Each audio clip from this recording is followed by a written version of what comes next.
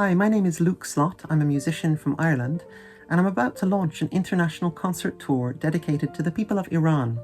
Now, you may ask, why is an Irish musician dedicating a tour to the people of Iran? Well, as I'm sure you're aware, over the past year, Iran has been in the global spotlight ever since the death of a 22-year-old woman named Jina Mahsa Amini, who died while in custody after she had been arrested and violently assaulted for wearing her headscarf incorrectly. Her death sparked a nationwide movement for women's rights and more broadly for human rights, which continues to this day. September 2023 marks the first anniversary of Jina Mahsa Amini's death and the beginning of the Woman Life Freedom Movement, a movement led by women and supported by men and children too, all across Iran. But what is dawning on the global consciousness is the fact that abuses of the Iranian people by their own government, like the violence inflicted on Jina Mahsa Amini and many others, have been going on systematically and often concealed from the rest of the world for more than 40 years, and that these abuses affect Iranian people of many different groups and walks of life.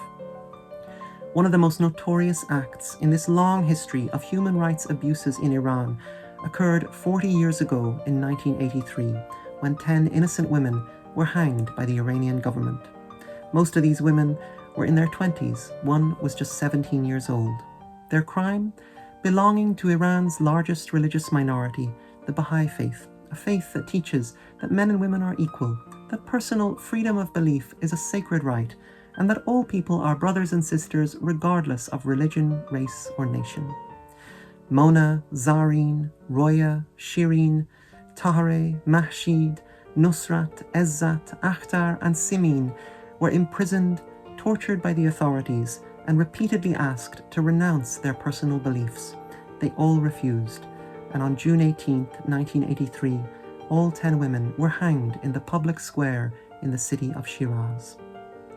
Like many of their fellow Iranians, these women were imprisoned and executed with no trial, and the authorities even refused to tell their families where they were buried.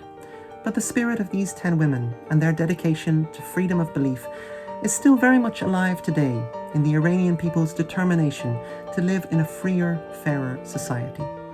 And so, in honor of the 40th anniversary of the sacrifices made by the 10 women of Shiraz, and in solidarity with the sacrifices being made by the people of Iran today, I'm launching this international tour to support the year-long campaign called Our Story is One. I've written a new song called To Die With You, inspired by the 10 women of Shiraz, and on Friday, September 29th, I'll be launching the Our Story is One tour at the RDS in Dublin. Then, through October, November, and December, I'll be traveling from Ireland, across Europe, and all the way to the Middle East, sharing songs and stories of heroic Iranian women and men who throughout history have stood up for what's right, even in the face of great danger to their lives. You can see tour dates, book tickets, and download flyers to share with your friends at my website, lukeslott.com.